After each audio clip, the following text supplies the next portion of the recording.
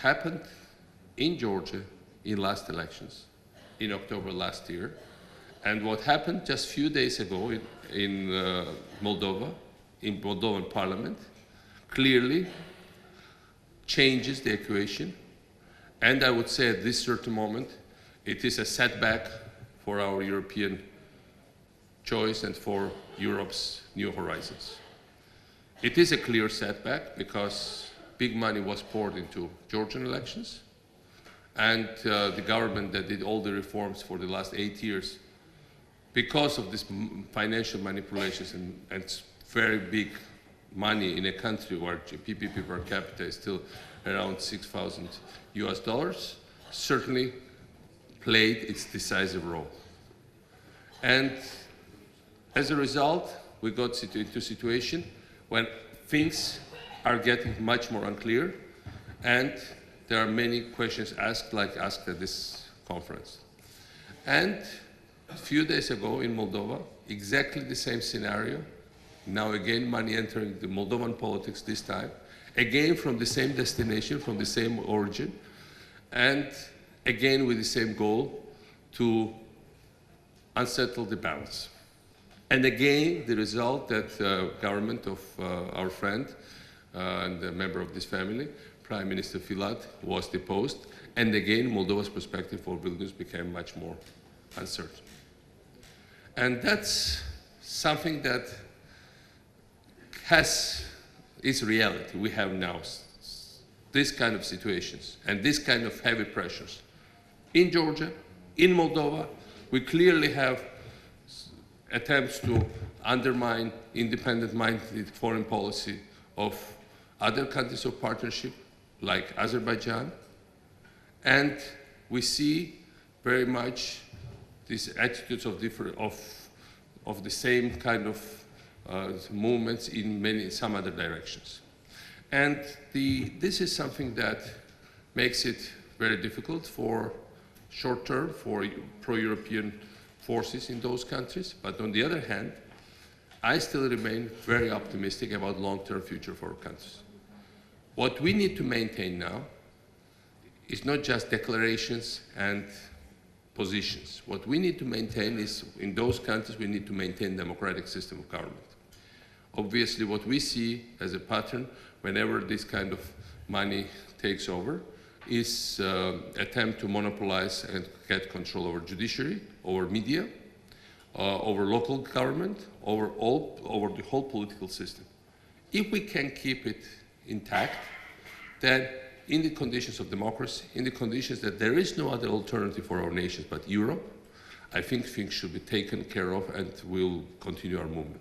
And because of that, I'm deeply convinced that we, in Georgia and other places, we need to progress further in the European direction, no matter who would be in the government or not, provided that there is clear guidelines, what should be respected, what are the rules of the game.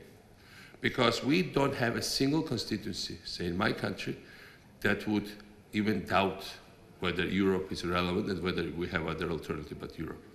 And that's a very powerful instrument for us, but also for our friends Europe-wide. Going back to this eastern neighborhood, there is a collateral damage done by the crisis which causes the weakening of our eastern policy. We are losing Ukraine.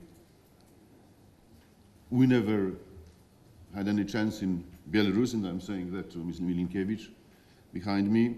We are losing Georgia, and we are losing Moldova since a few days with the same perspective. So maybe in certain aspects, the situation in your country, President Saakashvili, is special, because the majority of the population and so forth, they are pro-European. But there's something in common in all those countries. You still confirm that preaching the democratic values in our eastern neighborhood is the right policy. But how would you comment the situation where those democratic values put into practice by governments like yours, like Filat's, like Orange in Ukraine before, are leading towards the counter-revolutionaries like regions in Ukraine, like Lupu and communists in Moldova, like Ivanishvili in Georgia, that they are using these democratic freedoms to overrun contradiction in that democracy leads to its self-liquidation in eastern space? What guarantees do we have if we were to follow your recipe, which you just spoke to us from the rostrum, that democracy in hands of non-democrats like Ivanishvili and Yanukovych and whoever will take a communist government tomorrow in Moldova will guide those countries to Europe? I doubt whether you are right, that democracy in the hands of non-democrats will guide those countries towards Europe, towards modernization, and so forth. I'm coming from Latvia, and I can compare Georgia then and Georgia now, and I would say it's a much better country, and these reforms which you provided, these are very important reforms. So, and your personal input, as I know, is a very big one. During these years, I'm 9 years in European Parliament, I learned many Georgian officials which are really competent and good people. So how, under these circumstances with new government, what is their destiny, how they are treated? That you're facing.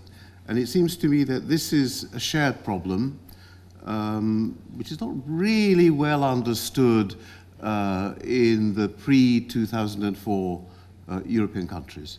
And the problem as I see it, this is certainly what we have in Hungary, is the former nomenclatura. The former nomenclatura which doesn't give up. I think many of us thought in 89, 1991 there's a democratic revolution and then everything would move in a democratic direction. And it seems to me that this is not what has happened.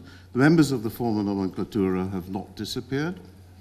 They continue to exercise whatever power they can, all too often contrary to both the spirit and the letter of democracy. And my own feeling about this is that unless they're rooted out radically, they constitute a Turkish type of deep state. They remain at the various levels which actually hinder, obstruct democracy. Now, it seems to me, and I suspect that this is what you were saying, but I'd like to hear your views on this, is that rooting out this neo-nomenclatura, and the fascinating thing is that it keeps being reproduced. 20 years after the events, they're still there. This requires, it is a long-term process, and I think requires decisive measures. These don't necessarily gain the approval of some people in the European Union. I'm thinking especially of the left, which frequently has its allies in the neo-nomenclatura. I would have thought solidarity points in the opposite direction towards more understanding, but certainly our experience in Hungary is exactly the contrary. And I just wondered what your take on this was, how you see what the EU 15, the former member states, think about the kind of processes that you launched, to what extent you understand the problem in the way that we do in Hungary.